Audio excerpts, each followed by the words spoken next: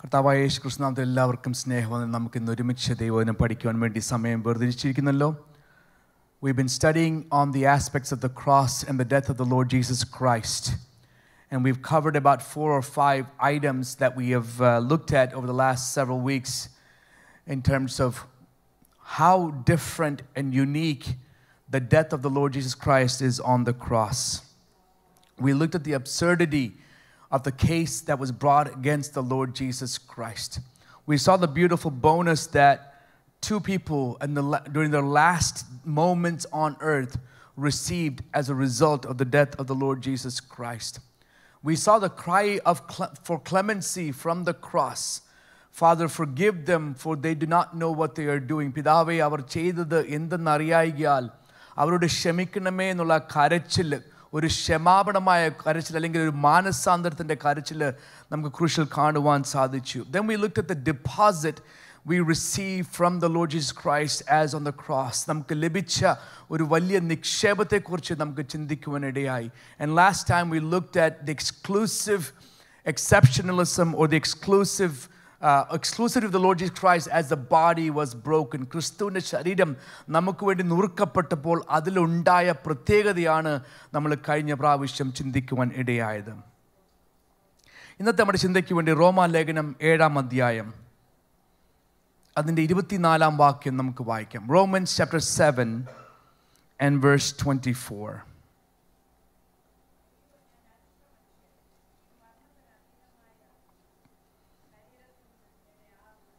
Amen.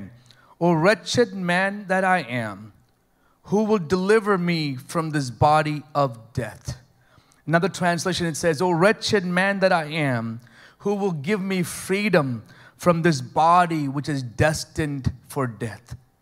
Arishta മനുഷ്യനായ എനിക്ക് മരണത്തിന് വേണ്ടി വിധിക്കപ്പെട്ട ഈ ശരീരത്തിൽ നിന്ന് ആര് എനിക്ക് സ്വാതന്ത്ര്യം തരും? ആർ എന്നെ വിടുവിക്കും? So what we see here is there's a cry for deliverance, a cry for freedom. ഒരു വിടുതലിന് വേണ്ടിയുള്ള പ്രാർത്ഥന അല്ലെങ്കിൽ ഒരു സ്വാതന്ത്ര്യത്തിന് വേണ്ടിയുള്ള പ്രാർത്ഥന, ഒരു കരച്ചിലാണ് ഇവിടെ പൗലോസ് എടുത്തു പറയുന്നത്. പൗലോസ് കഠിന അധ്വാനം ചെയ്യുന്ന വ്യക്തിയാണ്. എന്ന് വെച്ചാൽ പൗലോസ് പറയുന്നു അതിന് മുമ്പിലത്തെ വാക്യങ്ങൾ, എനിക്കിഷ്ടമില്ലാത്തത് ഞാൻ ചെയ്തു പോകുന്നു, എനിക്കിഷ്ടമുള്ളതോ ചെയ്യുവാൻ സാധിക്കുന്നില്ല. അങ്ങനെ ഒരു മല്ലുപിടുത്തമാണ് എനിക്കുള്ളത്. എൻ്റെ ആഗ്രഹം എനിക്ക് ദൈവത്തിനുള്ളത് വേണ്ടി ചെയ്യണം, എൻ്റെ ആഗ്രഹം ദൈവത്തെ പ്രസാദിപ്പിക്കണം. പക്ഷേ ഈ ശരീരമുണ്ടല്ലോ, പാപത്തിനും മരണത്തിനും അധീനമായ ഈ ശരീരം അങ്ങോട്ടും ഇങ്ങോട്ടും മൽപിടുത്തമാണ്. എനിക്ക് മറ്റുള്ള പഴയ സ്വഭാവത്തിൽ നിന്നും ന്യായപ്രമാണത്തിൻ്റെ വിധിയിൽ നിന്നൊന്നും മാറി ആ ദൈവത്തിന് ഹിതപ്രകാരം മുന്നോട്ട് കടന്നു പോകാൻ സാധിക്കുന്നില്ല. ഇങ്ങനെ കഠിനാധ്വാനം, ഒരു സ്വാതന്ത്ര്യത്തിന് വേണ്ടി, ഒരു വിടുതലിന് വേണ്ടി ഒരു കഠിനാധ്വാനം, ഇങ്ങനെ കഠിനാധ്വാനം ചെയ്ത് ഒരു മടുത്ത അനുഭവത്തിലേക്ക് വന്ന പൗലോസ് പറയുവാണ്, ഞാൻ എത്രയോ അരിഷ്ട മനുഷ്യൻ. I don't do what I want to do. I end up doing things that I ought not to do. And I don't do what I'm supposed to do. And this struggle, this tug of war is taking place. And he's doing everything that he can to overcome the sins. And then he realizes he doesn't have the power within himself to bring deliverance. ഈ കഠിനാധ്വാനം, ഈ മൽപിടുത്തം ചെയ്തുകൊണ്ടിരിക്കുമ്പോൾ തന്നെ പൗലോസിന് മനസ്സിലായി, എനിക്ക് തന്നെ എന്നെ വിടുവിക്കുവാൻ ആവശ്യമായ, എനിക്ക് സ്വാതന്ത്ര്യം ലഭിക്കാൻ ആവശ്യമായ ഒരു ശക്തിയോ ഒരു കഴിവോ ഇല്ല. അത് അറിഞ്ഞുടനെ പൗലോസിന് ഒരു കരച്ചില്, അയ്യോ, ഈ മരണത്തിന് അധീനമായ ഈ ശരീരത്തെ വിടുവിക്കുവാൻ ആരെങ്കിലും ഉണ്ടോ? Is there someone who can give me this freedom? So what we see is there's a cry for deliverance, a cry for freedom, and there's a cry that says someone else must come and rescue me.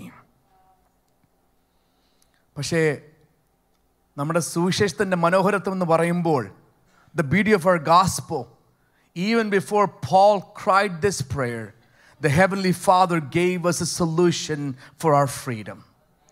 ഈ പൗലോസ് ഈ കരച്ചിൽ കരയുന്നതിന് മുൻപ് തന്നെ, ഈ അപേക്ഷ ദൈവസന്നിധിയിൽ വെക്കുന്നതിന് മുൻപ് തന്നെ സ്വർഗസ്നായ പിതാവ് പറഞ്ഞു, എൻ്റെ പുത്രനെ ഞാൻ നിങ്ങൾക്ക് അയച്ചു തന്ന് ഈ ഒരു മറുപടിയായി, പ്രാർത്ഥനയ്ക്ക്, നിങ്ങളുടെ വിടുതലിനും നിങ്ങളുടെ സ്വാതന്ത്ര്യത്തിൻ്റെ മറുപടിയായി ഞാൻ എൻ്റെ പുത്രനെ നിങ്ങൾക്ക് തന്നിരിക്കുകയാണ്. So what happened as a result of Christ who was on the cross? ക്രിസ്തു ക്രൂശിൽ മരിച്ചതുകൊണ്ട് നമുക്ക് ലഭിച്ച സ്വാതന്ത്ര്യമാണ്. We have received freedom as a result of Christ being crucified. ശരിക്കും നോക്കുവാണെങ്കിൽ you see a paradox on the cross. You see Christ nailed onto the cross. You see guards making sure that he is taken care of and he dies on the cross. What we see is a man who has given up all of his freedom so that we may receive the freedom that we need. പൂർണ്ണ സ്വാതന്ത്ര്യം വ്യക്തിപരമായ രീതിയിൽ ലഭിച്ച അല്ലെങ്കിൽ ഉണ്ടായിരുന്ന പൂർണ്ണ സ്വാതന്ത്ര്യം മാറ്റിവെച്ചിട്ട് നമുക്ക് സ്വാതന്ത്ര്യം ലഭിക്കാൻ വേണ്ടി സമർപ്പിച്ച ഒരു ക്രിസ്തുവിനെയാണ് നമ്മൾ ക്രൂശിൽ കാണുവാൻ സാധിക്കുന്നത്. O wretched man that I am, who will deliver me from this body of death? So what do we receive freedom from? ഏതെല്ലാം വിഷയങ്ങളിൽ നിന്നാണ് നമുക്ക് സ്വാതന്ത്ര്യം ലഭിച്ചിരിക്കുന്നത്? One, we have received from the freedom from the bondage of sin. പാപത്തിൻ്റെ അടിമ നുകത്തിൽ നിന്ന് നമുക്ക് സ്വാതന്ത്ര്യം ലഭിച്ചിരിക്കുന്നു. In Galatians chapter 5 and verse 1 we read, "For freedom Christ has set us free. Stand him therefore and do not submit again to a yoke of slavery." സ്വാതന്ത്ര്യത്തിനായിട്ട് ക്രിസ്തു നമ്മെ സ്വതന്ത്രരാക്കി. ആകയാൽ അതിൽ ഉറച്ചു നിൽപ്പിൻ, അടിമനുകത്തിൽ പിന്നെയും കുടുങ്ങിപ്പോകരുത്. So when Christ died on the cross, the first freedom that we received was the freedom from the bondage to sin, from the slavery to sin. നമ്മൾ എത്ര കഠിനാധ്വാനം ചെയ്താലും ഈ പാപത്തിൻ്റെ അടിമ നുകത്തിൽ നിന്ന് നമ്മളെ തന്നെ രക്ഷിക്കുവാൻ നമുക്കൊരിക്കലും സാധിക്കത്തില്ല. No matter how much we try, no matter how much time and energy and effort we spend in trying to rescue ourselves, trying to give ourselves freedom from this bondage of sin, no one has enough strength.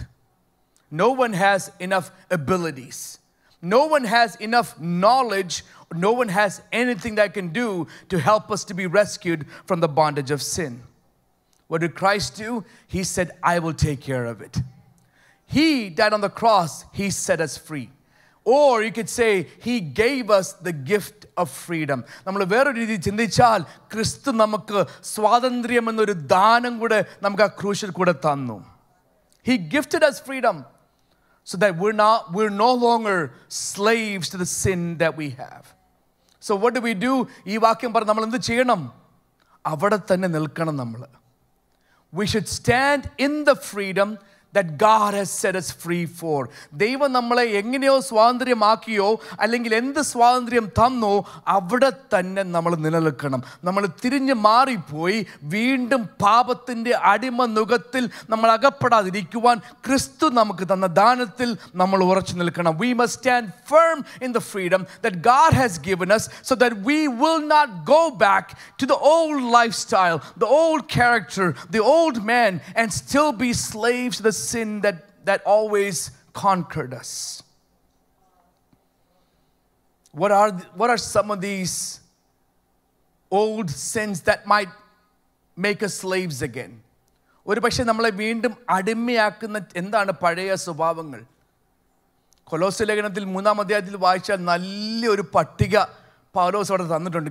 Paul has given a list of old man characteristics in the 3rd chapter of the book, letter to the Colossians. I'll give you just a few things that sometimes we often overlook. പലപ്പോഴും നമ്മൾ ലഘൂകരിച്ച് കാണുന്ന അല്ലെങ്കിൽ അവഗണിക്കുന്ന ചില സ്വഭാവങ്ങളുണ്ട് നമ്മളിൽ തന്നെ. പാപങ്ങൾ അത് കേട്ടോ. പൗലോസും ദൈവനും പറയുന്ന വിഷയമുണ്ട്. ഒന്ന്, അഹംഭാവം, ധിക്കാരം, അസത്യം, അഹങ്കാരം, കോപം, വഞ്ചന, വിദ്വേഷം എന്നുള്ള കാര്യങ്ങൾ നമ്മളിൽ കൂടെ ആകുന്നെങ്കിൽ നമ്മൾ തന്നെ ചോദിക്കണം, ഞാൻ ഈ വിഷയങ്ങൾക്ക് ഇപ്പോഴും അടിമയാണോ? ഈ പാപ സ്വഭാവങ്ങൾക്ക് ഞാൻ ഇപ്പോഴും സ്വാതന്ത്ര്യം ലഭിക്കാതെ നിൽക്കുന്ന വ്യക്തിയാണോ? Anger, ego, arrogance, lying, cheating, pride, deception, malice. Am I still slaves? Am I still a slave? Am I bondage to this sin, even though Christ has set me in freedom? We must ask, and you can read the book of Colossians, the letter to the Colossians, and learn a lot about who we used to be and who we should be. കൊലോസ്യ ലേഖനം വായിച്ചാൽ നമ്മൾ ആരായിരുന്നു, ക്രിസ്തു നമ്മൾ വന്നപ്പോൾ നമ്മൾ ആരായി മാറി എന്നുള്ള സ്വഭാവ ഗുണങ്ങൾ പൗലോസ് നല്ല വ്യക്തമായിട്ടാണ് ആ അധ്യായങ്ങൾ പറഞ്ഞിരിക്കുന്നത്. First, we have received the freedom from the bondage of sin. Second, we have received freedom from condemnation.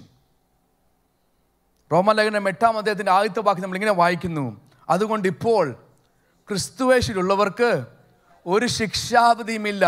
For now, whoever is in Christ, there is no condemnation. ക്രിസ്തുവിൻ്റെ ക്രൂശിലെ മരണം കാരണം നമുക്ക് ലഭിച്ച രണ്ടാമത്തെ സ്വാതന്ത്ര്യമാണ് ശിക്ഷാവിധിയിൽ നിന്നുള്ളൊരു സ്വാതന്ത്ര്യം. Freedom from condemnation. And Paul knows what it means to be condemned. And Paul knows that if he were to be condemned, there is no rescue, there is no way out for him. പൗലോസിന് അറിയാം പൗലോസിൻ്റെ പാപങ്ങൾ, പൗലോസിൻ്റെ തെറ്റുകൾ പൗലോസിന് അറിയാം. പൗലോസ് മനസ്സിലാക്കി, എന്നെ ആരെങ്കിലും ശിക്ഷ വിധിച്ചാൽ എനിക്ക് അതിൽ നിന്ന് ഇറങ്ങി വരുവാൻ വേറെ ഒരൊറ്റ മാർഗമില്ല. കാരണം പൗലോസ് എന്താ ചെയ്തത്? എത്രയോ ക്രിസ്ത്യാനികളെ പീഡിപ്പിച്ചു. How many Christians he persecuted? നമ്മൾ ഒരു ഭാഗത്ത് വായിക്കുന്നുണ്ട്, ദൈവമക്കൾ ക്രിസ്തു അനുയായികൾ പൗലോസിൻ്റെ പ്രവൃത്തി കാരണം, ശൗലായിരിക്കുമ്പോൾ ചെയ്ത പ്രവൃത്തി കാരണം അവർ ഭയപ്പെട്ടാണ് ജീവിച്ചിരുന്നത്. They were afraid of who Saul was. So Saul not only persecuted innocent people, not only did he bring fear to the innocent people, then we see he killed many Christians. എത്രയോ ക്രിസ്ത്യാനികളെ, എത്രയോ ശിഷ്യന്മാരെ, എത്രയോ അനുയായികളെ പൗലോസ് കൊന്നു. ഇതെല്ലാം പൗലോസ് ഒന്ന് ചിന്തിച്ചപ്പോൾ മനസ്സിലാക്കി, ആർക്കെങ്കിലും ശിക്ഷ അർഹിക്കുന്നുണ്ടെങ്കിൽ അത് ഞാനാണ്. പൗലോസ് പറയാണ്, എന്നെ വിധിച്ചാൽ എനിക്കിതിൽ നിന്നൊരു വെളിയിലോട്ട് വരുവാൻ മാർഗമില്ല. പക്ഷേ പൗലോസിന് നല്ലൊരു മർമ്മം മനസ്സിലായി. ഇപ്പോൾ ഞാൻ ആ വ്യക്തിയല്ല, ഇപ്പോൾ ഞാൻ ഇരിക്കുന്നത് ക്രിസ്തുവിലാണ്. ക്രിസ്തുവിലായിരിക്കുന്നത് കൊണ്ട് എനിക്കിനിയും ഒരു ശിക്ഷാവധിയുമില്ല. So Paul, having realized now that he's not the old man that he once was, that his position has changed, his location has changed, his relationship has changed, he is saying, now I live, I am in Christ. I am no longer who I was. Therefore, I cannot be condemned. The world may still look at me and say, he did this. The world may still look at me and say, he killed so and so. He used to be this person. Yes, the world can say that. But as long as I am hidden in Christ, I stand in Christ, there is no condemnation. Meaning what?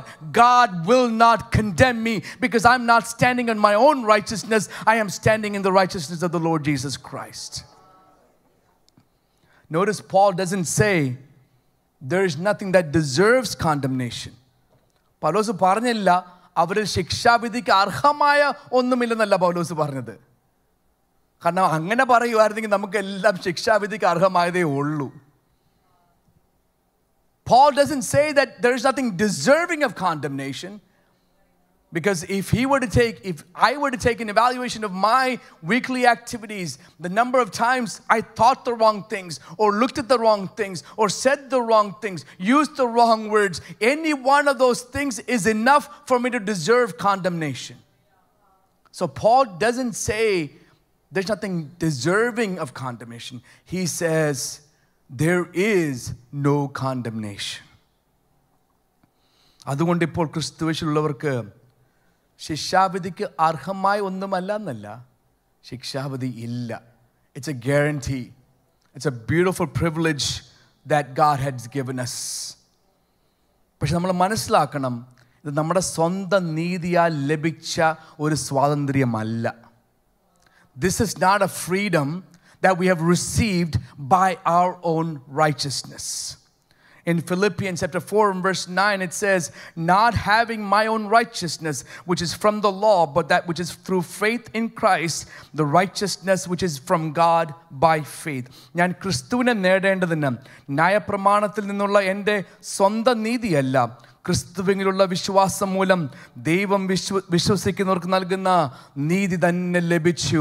വിശ്വാസം കൊണ്ട് നമുക്ക് ലഭിച്ച നീതീകരണം കൊണ്ട് നമുക്ക് ലഭിച്ച അനുഭവമാണ് നമുക്ക് ലഭിച്ച ഈ സ്വാതന്ത്ര്യം, ശിക്ഷാവിധിയിൽ നിന്നുള്ള സ്വാതന്ത്ര്യം. Our freedom from condemnation is a gift we receive because of the faith in Christ. ക്രിസ്തുവിലുള്ള വിശ്വാസം മൂലം നമുക്ക് ലഭിക്കുന്ന ഒരു ദാനമാണ് ശിക്ഷാവിധിയിൽ നിന്നുള്ള ഒരു സ്വാതന്ത്ര്യം. Third freedom that we have received is freedom from fear. ഭയത്തിൽ നിന്ന് നമുക്ക് സ്വാതന്ത്ര്യം ലഭിച്ചു. Romans 8 and verse 15. റോമാലേഖനം 8-ാം അധ്യായം അതിൻ്റെ 15-ാം വാക്യം നമ്മളിങ്ങനെ വായിക്കുന്നു. നിങ്ങൾ പിന്നെയും ഭയപ്പെടേണ്ടതിന് ദാസ്യത്തിൻ്റെ ആത്മാവിനെ അല്ല. നമ്മൾ അവിടെ നിർത്തണം കേട്ടോ, അവിടെ ചിന്തിക്കണം. നമ്മളെ ഭയപ്പെടുന്ന ഒത്തിരി വിഷയങ്ങളില്ലയോ? There are many things that create fear in us. Sometimes those fear results in our faith, our trust, our confidence being slightly eroded. നമ്മൾ എപ്പോഴൊക്കെ ഭയം ഉണ്ടാകുമോ ആ ഭയം കാരണം നമ്മുടെ വിശ്വാസവും നമ്മുടെ പ്രത്യാശയും നമ്മുടെ ഉറപ്പെല്ലാം കുറച്ചായിട്ട് ചോർന്നുകൊണ്ടിരിക്കും. അതെല്ലാം കണക്കിലെടുത്തുകൊണ്ടാണ് പൗലോസ് പറയുന്നത്, നിങ്ങൾ പിന്നെയും ഭയപ്പെടേണ്ടതിന് ദാസ്യത്തിൻ്റെ ആത്മാവിനെ അല്ല. We have not received the spirit of slavery to fall back into fear. So God, through the death of His Son on the cross, gave us the freedom from living a fearful life. A life which is always afraid. Think about how horrible a life is if every day you lived in fear. എല്ലാ ദിവസവും നമ്മൾ ഭയത്തോടെ ജീവിക്കുന്നെങ്കിൽ എന്തുമായിരിക്കും നമ്മുടെ ജീവിതത്തിൻ്റെ അവസ്ഥ? വെളിയിറങ്ങാൻ പേടി, അകത്ത് കയറാൻ പേടി, കഴിക്കാൻ പേടി, കുടിക്കാൻ പേടി, ഇങ്ങനെ ഓരോ വിഷയങ്ങളെ ചിന്തിക്കുമ്പോൾ അതിനെക്കുറിച്ചെല്ലാം നമുക്ക് ഭയമുണ്ടാകുന്നെങ്കിൽ എന്തായിരിക്കും നമ്മുടെ വിഷയം? അത് മാത്രമല്ല, നിത്യജീവൻ നഷ്ടപ്പെടുമോ, ഞാൻ ക്രിസ്തുവിലാണോ, ഞാൻ നരകത്തിൽ പോകുമോ, ഞാൻ സ്വർഗത്തിൽ പോകുമോ, ഇങ്ങനെ ചിന്തിച്ച് ഭയപ്പെട്ടുകൊണ്ടിരിക്കുന്ന ഒരു വ്യക്തിയാണെങ്കിൽ എന്തെടുക്കും? ഒരു സമാധാനവും ലഭിക്കാതെ, ഒരു സ്വസ്ഥതയും ഉണ്ടാകാതെ ജീവിതം ഇങ്ങനെ തള്ളി നിൽക്കുന്ന ഒരു അനുഭവം ഉണ്ടാകും. So we should not live in fear. We should live in confidence. നമ്മൾ ഉറപ്പോടെ ജീവിക്കണം, നമ്മൾ വിശ്വാസത്തിൽ ജീവിക്കണം, നമ്മൾ പ്രത്യാശയുള്ളവരായി ജീവിക്കണം. അതാണ് ക്രിസ്തു നമ്മളെക്കുറിച്ച് ആഗ്രഹിക്കുന്നത്. The Lord desires that we live in faith, in hope, in trust and in confidence, not in fear. Some people are already wondering what's going to happen next year. ഇന്നത്തെ കഴിയട്ടെ, അടുത്ത വർഷം എന്തോ സംഭവിക്കുന്ന ആർക്കറിയാം? അടുത്ത മാസം നമുക്ക് അറിയത്തില്ല. പിന്നെ നീ അടുത്ത വർഷത്തെ ഈ ചിന്താഭാരമെല്ലാം എടുത്തുകൊണ്ടിരിക്കുന്നത്. നമ്മൾ അതിനെക്കുറിച്ച് ഒന്നും ചിന്തിക്കേണ്ട. നമ്മൾ ചുമ്മാ പല കാര്യങ്ങൾ ഇങ്ങനെ എടുത്ത് ചിന്തിച്ച് വലിച്ചു കൂട്ടി ഭാരമാക്കി വെച്ചുകൊണ്ട് നമ്മളെ തന്നെ നമ്മുടെ ജീവിതം അങ്ങ് ഒരു സന്തോഷമില്ലാത്ത ആക്കുന്ന അവസ്ഥയിലേക്ക് നമ്മൾ മാറുക. നാളെ എന്ത് സംഭവിക്കും? നാളത്തെക്കുറിച്ചുള്ള ആ ഭയം കർത്താവ് പറഞ്ഞു, ചിന്തിക്കല്ലേ കേട്ടവനെ. Don't be afraid of what happens tomorrow. But we have a confidence. If our eyes open tomorrow, our God is there. ഇല്ലേ? നമുക്കൊരു ഉറപ്പുണ്ടായിരിക്കണം, എൻ്റെ കണ്ണുകൾ നാളെ തുറക്കുന്നുവെങ്കിൽ അവിടെ എൻ്റെ ദൈവമുണ്ട്. അവിടെ എൻ്റെ ദൈവമുണ്ടെങ്കിൽ എൻ്റെ കരം പിടിച്ചോളും. So we don't have to live in fear. So Paul is saying you have not received the spirit of slavery that takes you back into fear. Rather, you have received the spirit of adoption as sons by whom we cry, Abba, Father. So രണ്ട് വിധത്തിലുള്ള ആത്മാക്കളെയാണ് പൗലോസ് അവിടെ കാണിക്കുന്നത്. Two different spirits are shown there. One is the spirit of slavery. One is the spirit of adoption. നിങ്ങൾ പിന്നെയും ഭയപ്പെടേണ്ട ദാസ്യത്തിൻ്റെ ആത്മാവിനെ അല്ല, നാം അബ്ബാ പിതാവേ എന്ന് വിളിക്കുന്ന ഏതിൻ്റെ ആത്മാവാ? പുത്രത്വത്തിനാത്മാവ്. ഒരു അടിമയുടെ ആത്മാവിനെ അല്ല നമുക്ക് ദൈവം തന്നിരിക്കുന്നത്. Our God has not given us a spirit of slavery. He says the moment you understand that I died on the cross for you and I have given you freedom, that freedom gives you the privilege to come before me and say, Abba, Father. നമുക്ക് ആ സ്വാതന്ത്ര്യം ലഭിച്ചു നമുക്ക് ബോധം വരുമ്പോൾ പിതാവിൻ്റെ സന്നിധിയിൽ കടന്നു വന്ന് ദൈവമേ എന്ന് മാത്രമല്ല അബ്ബ പിതാവേ എന്ന് വിളിക്കുവാനുള്ള പദവിയും കൂടെ നമുക്ക് തന്നിട്ടാണ് ദൈവം നമുക്ക് വേണ്ടി ക്രൂശിൽ മരിച്ചത്. ചിന്തിച്ചു നോക്കിയേ, ആ പുത്രത്തിൻ്റെ ആത്മാവിനെ ലഭിച്ചവർക്ക് അബ്ബ പിതാവ് എന്ന് വിളിക്കുവാൻ ഒരു മടിയുമില്ല. അതുകൊണ്ടല്ലോ ജീവിതത്തിൻ്റെ ഏതവസ്ഥയിലും in every situation of our life we can cry out Abba Father. യേശു ക്രിസ്തു ഗെത്സമന തോട്ടത്തിൽ 3 ശിഷ്യന്മാരുടെ കൂടെ പോയി. അവരോട് പറഞ്ഞു, നിങ്ങൾ ഇവിടെ ഇരുന്ന് പ്രാർത്ഥിച്ചുകൊള്ളേൻ. അല്പം ദൂരം പോയി യേശു ക്രിസ്തു വീണു. Christ went to the garden of Gethsemane. He told 3 of his disciples, come with me, and he said, you stay here and pray, I will walk forward. He moved forward a little bit. He fell on the floor and he cried out. And you know how the prayer starts? Abba Pidave. യേശു ക്രിസ്തു അത് വിളിക്കുന്നതിൽ നമുക്ക് അതിശോക്തി ഇല്ല, ഉണ്ടോ? There's nothing surprising or strange about Jesus calling Abba Father. He has that relationship. He has that right. So when Paul is saying we have been given the same privilege, he is saying we've been made to be the sons of the Holy God. That when we come before Him, realizing the freedom that we have received, we know I can in every situation of my life not live in fear, but rather go to His throne and say, Abba Father.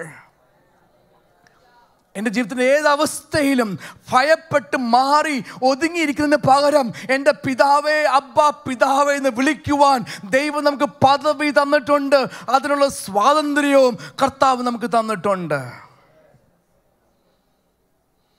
So even in those times we can cry out in that manner.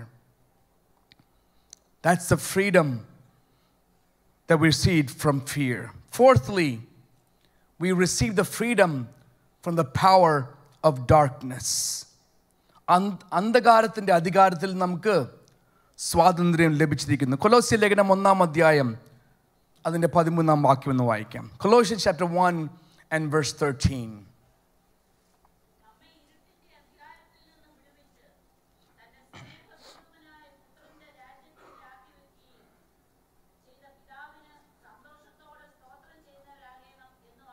Amen. He has delivered us, or He has given us the freedom from the domain of darkness and transferred us to the kingdom of His beloved Son. ഇരുട്ടിൻ്റെ അധികാരത്തിൽ നമുക്ക് സ്വാതന്ത്ര്യം ലഭിച്ചു. എങ്ങനെ? ക്രിസ്തു മുഖാന്തരം. Through Christ we have received the freedom from the dominion of darkness. എഫെസ്യർലേഖനം 5-ാം അധ്യായത്തിൻ്റെ 8-ാം വാക്യം നമ്മൾക്ക് എല്ലാവരും ഒരു വാക്കുണ്ടല്ലോ, മുൻപേ നമ്മൾ ഇരുളുള്ളവരായിരുന്നു. Once we were in darkness, but now you are light in the Lord. Walk as the children of light. മുൻപേ നിങ്ങൾ ഇരുളുള്ളവരായിരുന്നു, ഇപ്പോഴോ കർത്താവിൽ വെളിച്ചമാകുന്നു. അതുകൊണ്ട് വെളിച്ചത്തിൻ്റെ മക്കളായി നമ്മൾ നടക്കണം. So there was a previous condition, and now there's the new condition. We used to live in darkness. Darkness always means there's danger. We don't know what's happening. Nothing is exposed, and we could fall into a lull of sleep in the darkness, and we would miss out on the promises and the future, as well as live in danger today if we lived in darkness. But the moment you realize that we were once in darkness and through Christ we've been made into light, now we are in a different situation. Now our environment has changed. And we have been given freedom from that power of darkness. So അതുകൊണ്ട് നമ്മൾ എന്തോ ചെയ്യണം? എഫെസ്യർ നമ്മൾ വീണ്ടും വായിക്കുന്നു, live as the children of light. വെളിച്ചത്തിലുള്ളവരായി നടന്നുകൊള്ളുവീൻ. So we're not just simply satisfied that we've been set free from the power of darkness. We're going to continue to live in that light. ഇരുട്ടിൻ്റെ അല്ലെങ്കിൽ അന്ധകാരത്തിൻ്റെ അധികാരത്തിൽ നിന്ന് സ്വാതന്ത്ര്യം ലഭിച്ചെന്ന് പറഞ്ഞാൽ നമ്മൾ തൃപ്തിയാകുമല്ല. സ്വാതന്ത്ര്യം ലഭിച്ചെങ്കിൽ ആ വെളിച്ചത്തിൽ നമ്മൾ വീണ്ടും നടക്കണം.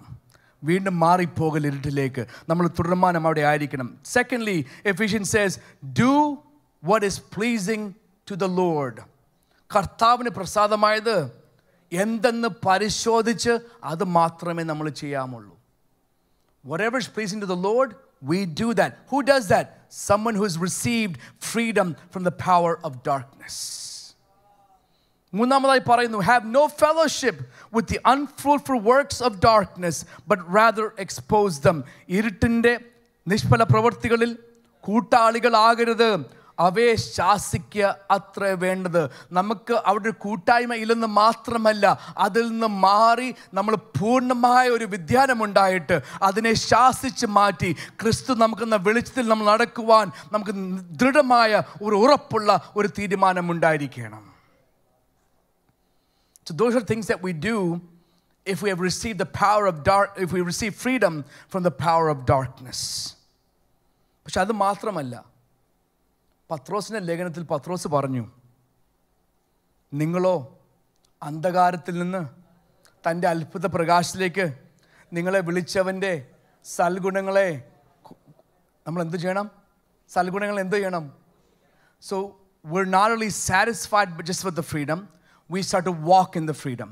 Then we start to look and see, what is my God pleased in? And we start to do that. And as we do that, we now proclaim the goodness of the one that has given us freedom from darkness and brought us into his marvelous light. നടക്കുക മാത്രമല്ല, നമ്മൾ ആ സൽഗുണങ്ങളെ ഘോഷിക്കണം. അതിനെന്തായിരിക്കും അങ്ങനെ പറയാൻ കാരണം? Why should we proclaim the goodness? Shouldn't we be happy that we have received the freedom? ഇല്ല കേട്ടോ. നമ്മൾ സൽഗുണങ്ങളെ ഘോഷിക്കുമ്പോൾ ആരെങ്കിലും ഇരുട്ടിലുണ്ടെങ്കിൽ അവർക്കറിയണം, ഇരുട്ടിൽ നിന്ന് മാറി വെളിച്ചത്തിലേക്ക് വരുവാൻ ഒരു മാർഗമുണ്ട്. നമ്മുടെ സ്വന്തം കഴിവാൽ നടക്കത്തില്ല. പക്ഷെ നമ്മൾ ആ പ്രവൃത്തികളെക്കുറിച്ചുള്ള ആ സൽഗുണങ്ങളെ ഘോഷിക്കുമ്പോൾ, നമ്മളെ മാറ്റിയ കർത്താവിൻ്റെ ആ സൽഗുണങ്ങളെ നമ്മൾ ഘോഷിക്കുമ്പോൾ, മറ്റുള്ളവർ കേൾക്കുമ്പോൾ അവർക്ക് മനസ്സിലാക്കാൻ സാധിക്കും, എനിക്കും ആ വെളിച്ചമാണ് ആവശ്യം. When the disciples were in prison, and when they started to pray and praise and sing, അവിടെ കാരാഗൃഹത്തിലുള്ളവരെല്ലാം എന്താ ഇതെന്നറിയാമോ? ഇവരെന്താ പാടുന്നത് എന്ന് ശ്രദ്ധ വെച്ച് കേട്ടു. അങ്ങനെയാണെങ്കിൽ നമ്മുടെ വായിലെ വാക്കുകൾ കേൾക്കുന്ന ഒത്തിരി പേരുണ്ടെന്ന് നമ്മൾ മനസ്സിലാക്കിക്കൊള്ളണം. We must realize there are hundreds of people who hear our words and they should know what those words mean. നമ്മൾ വെറും വാക്കുകൾ പറഞ്ഞ് സമയം ചെലവഴിക്കാതെ നമ്മളെ വിളിച്ചവൻ്റെ സൽഗുണങ്ങളെ ഘോഷിക്കുവാൻ ഇടയാക്കുന്നെങ്കിൽ അത് മതി. നമ്മുടെ ആ പാട്ട് മതി, നമ്മുടെ ആ പ്രാർത്ഥന മതി, നമ്മുടെ ആ സ്തുതി മതി, നമ്മുടെ ആ സ്തോത്രം മതി. വേറൊരു വ്യക്തിക്കും ഈ മാർഗത്തിലേക്ക് കടന്നു വരുവാൻ, ആ വ്യക്തിക്ക് അന്ധകാരത്തിൽ നിന്ന് വിടുതലുണ്ടാകുവാനും വെളിച്ചത്തിലേക്ക് കടന്നു വരുവാനും നമ്മുടെ സ്തുതിയുടെ വാക്കുകൾ മതി. Our praises are enough. Others who are sleeping in the darkness will wake up. Others who are in the light will start to rejoice with you, and our proclamation and the singing of the praises will bring awareness to so many people, so that more and more can receive the freedom from this darkness. Let me quickly move on. The fifth freedom that we have received is freedom from the evil in this world. ഈ ലോകത്തിലെ ദുഷ്ടതയിൽ നിന്ന് നമുക്ക് ലഭിച്ച സ്വാതന്ത്ര്യം. ഗലാത്യ ലേഖനം 1-ാം അധ്യായം അതിൻ്റെ 3-4 വാക്യങ്ങൾ. Galatians chapter 1 and verses 3 and 4.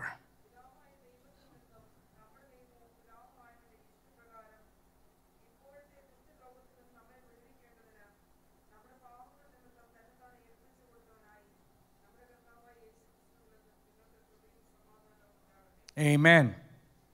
Grace to you and peace from God our Father and the Lord Jesus Christ, who gave himself for our sins to deliver us from the present evil age, according to the will of our God and Father. നമുക്കറിയാം, ഒരു പുതിയ ലോകം വരുന്നുണ്ട്, ഒരു പുതിയ സ്വർഗം വരുന്നുണ്ട്, ഒരു പുതിയ ഭൂമി വരുന്നുണ്ട്. അവിടെയൊക്കെ നമുക്ക് ലഭിക്കുന്നൊരു സ്വാതന്ത്ര്യമുണ്ട്. അതെല്ലാം നമുക്കറിയാം. പക്ഷെ ഇവിടെ പൗലോസ് പറയുവാണ്, അവിടെ മാത്രമല്ല കേട്ടോ, ഇവിടുത്തെ ദുഷ്ടതയിൽ നിന്ന് നമ്മളെ വിടുവിക്കുവാൻ ക്രിസ്തു നമുക്ക് വേണ്ടി മരിച്ചു. God, the Lord Jesus Christ died on the cross not just for the future that awaits us, but also to give us freedom from the evil of this world. ഗലാത്യരോട് ഇത് പറയുവാൻ പ്രത്യേക ഒരു കാര്യമുണ്ട്. പൗലോസിന് ഒരു വലിയ പ്രയാസം ഇവരെക്കുറിച്ച് ചിന്തിക്കുമ്പോൾ. Paul is heavily concerned about the church in Galatia. The reason being, they're considering to follow other gospels. മറ്റുള്ള ചില സുവിശേഷങ്ങളെ ഇവർ പിന്തുടരുവാൻ തുടങ്ങുക, അതിനുവേണ്ടി സമയം വേർതിരിക്കുക. ഇത് അറിഞ്ഞ ഉടനെ പൗലോസ് അവർക്കൊരു കത്തെഴുതി, കൃപയും സമാധാനവും നിങ്ങൾക്കുണ്ടാകട്ടെ. അതിൻ്റെ അർത്ഥം എന്നറിയാമോ? ദൈവമക്കളെ, ഗലാത്യ സഭയെ നിങ്ങൾ വേറെ ഏത് സുവിശേഷത്തെ തുടർന്ന് പോയാലും അവിടെ നിങ്ങൾക്ക് കൃപയും ലഭിക്കത്തില്ല, സമാധാനവും ലഭിക്കത്തില്ല. You will not receive the grace or the peace from any other gospels. The only gospel that gives you grace, the only gospel that gives you peace is the gospel of the Lord Jesus Christ. And Paul is saying, I'm amazed that you are looking at other gospels to follow.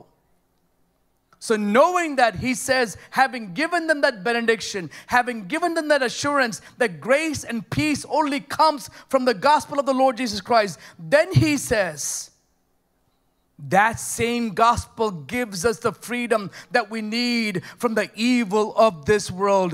ഈ ഭൂമിയിലെ ദുഷ്ടതയിൽ നിന്ന് സ്വാതന്ത്ര്യം വേണമെങ്കിൽ ഒരൊറ്റ സുവിശേഷമേ നമുക്ക് തരത്തുള്ളൂ, അത് ക്രിസ്തുവിൻ്റെ സുവിശേഷം. നിങ്ങൾ വേറെ എന്തെല്ലാം കണ്ടെത്തിയാലും അവിടെ ഒന്നും ഈ അനുഭവങ്ങൾ നിങ്ങൾക്ക് ഉണ്ടാകത്തില്ല എന്നാണ് പൗലോസോട് ഉറച്ചു പറയുന്നത്. So this is a gift as well as it is a freedom. ഇപ്പോൾ എന്തെല്ലാം സുവിശേഷങ്ങൾ നമ്മൾ കേൾക്കുന്നത്, we have to understand this is the only gospel that is true. This is the only gospel that matters.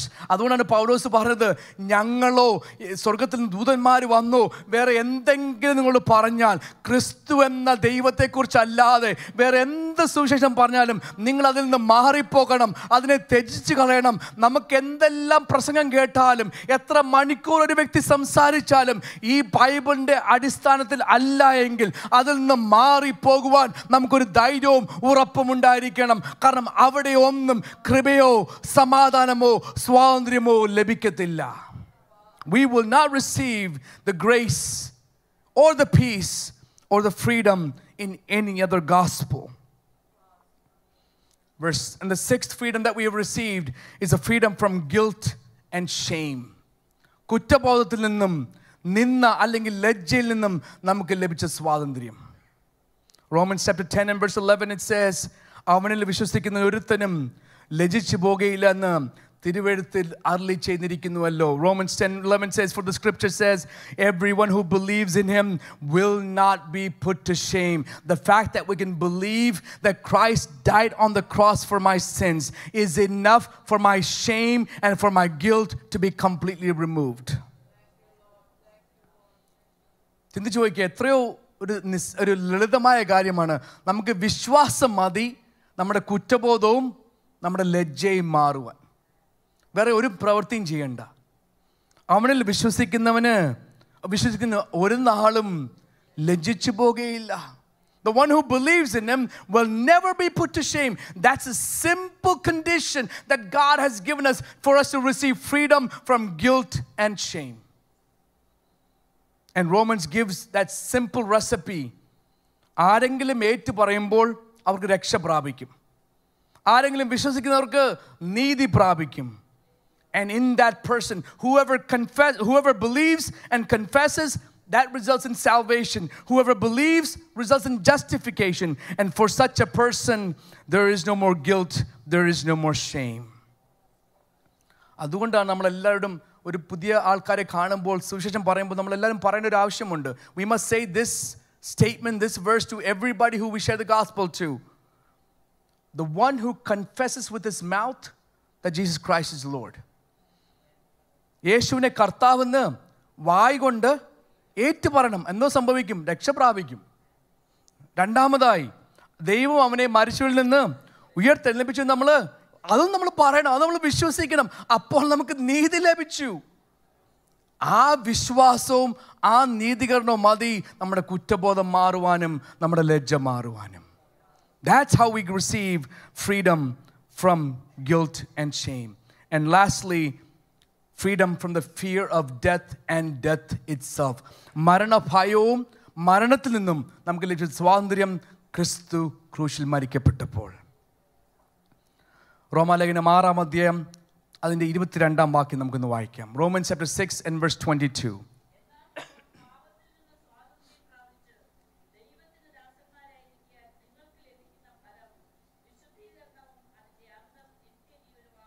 അതിൻ്റെ അന്തം നിത്യജീവൻ. The end, the result, the benefit of us being set free from sin and having become slaves of God is that the fruit you get leads to sanctification and its end is eternal life. When we were under the bondage of sin, there's only one destiny. അല്ലേ? പാപത്തിൻ്റെ അടിമനുഖത്തിൽ നമ്മൾ ആയിരിക്കുന്നുവെങ്കിൽ നമ്മുടെ വിധി എന്തുമായിരുന്നു? മരണം മാത്രം. ദൈവത്തിൽ നിന്ന് അകന്നിരിക്കുക, ദൈവത്തോട് ഒരു കൂട്ടായ്മയുമില്ല, ദൈവ അനുഗ്രഹങ്ങൾക്ക് നമുക്കൊന്നും ലഭിക്കുന്നില്ല, നിത്യജീവൻ എപ്പോഴും കരച്ചിലും കല്ലുകടി അല്ലെങ്കിൽ അതങ്ങനെ തുടർന്നുകൊണ്ടിരിക്കുക, നരകത്തിൽ തന്നെ മാത്രം. പക്ഷെ ക്രിസ്തു ക്രൂശിൽ മരിച്ചു, അത് ഞാൻ ഏറ്റുപറഞ്ഞു. യേശു ക്രിസ്തുവിനെ കർത്താവായി സ്വീകരിച്ചു, അത് ഞാൻ ഏറ്റുപറഞ്ഞു. ദൈവം അവനെ ഉയർപ്പിച്ചു എന്ന് ഞാൻ വിശ്വസിച്ചു. ആ വിശ്വാസവും ആ നീതീകരണവും കൊണ്ട് ലഭിച്ച ആ അനുഭവത്തിൽ കർത്താവ് പറയുന്നു, അങ്ങനെ ഉണ്ടെങ്കിൽ നിങ്ങൾക്ക് ഒരു കാര്യം കൂടെ പറയാം. You receive the freedom from eternal damnation and you receive the gift of eternal life. എബ്രായ ലേഖനം 2-ാം അധ്യായം 15-ാം വാക്യം നമ്മൾ ഇങ്ങനെ വായിക്കുന്നു, തൻ്റെ മരണത്താൽ നീക്കി ജീവപര്യന്തം മരണഭീതിയാൽ അടിമകളായിരുന്നവരെ ഒക്കെയും വിടുവിച്ചു. Since therefore the children share in the flesh and the blood, he himself likewise partook of the same things, that through death he might destroy the one who has the power of death, that is the devil, and deliver all those who through fear of death were subject to lifelong slavery. പലർക്കും മരണമെന്ന വാക്ക് കേൾക്കുമ്പോൾ തന്നെ പേടിയാ. Cemetery പോകാൻ പേടിയുള്ള ആൾക്കാരുണ്ട്. We have fears of all different kinds. ഒരു കാര്യം ഞാൻ പറയാം, നിങ്ങൾ മരണത്തെ പേടിച്ചാലും ഇല്ലെങ്കിൽ നമ്മളെല്ലാം മരിക്കും ഒരു ദിവസം. We will all die one day. But God is saying, if you are in me, if you are in Christ, if you know that you have been given freedom, you don't have to live in the fear of death. നമുക്ക് ക്രിസ്തുവിൽ സ്വാതന്ത്ര്യം ലഭിച്ചിട്ടുണ്ടെങ്കിൽ നമുക്ക് ഈ മരണഭയത്തിൽ ജീവിക്കേണ്ട ആവശ്യമില്ല. കാരണം എന്നറിയാമോ, മരണഭയത്തിൽ നിന്ന് മാത്രമല്ല നമ്മളെ കർത്താവ് വിടുവിച്ചിരിക്കുന്നത്, മരണത്തിൽ നിന്ന് നമ്മളെ കർത്താവ് വിടുവിച്ചിരിക്കുകയാണ്.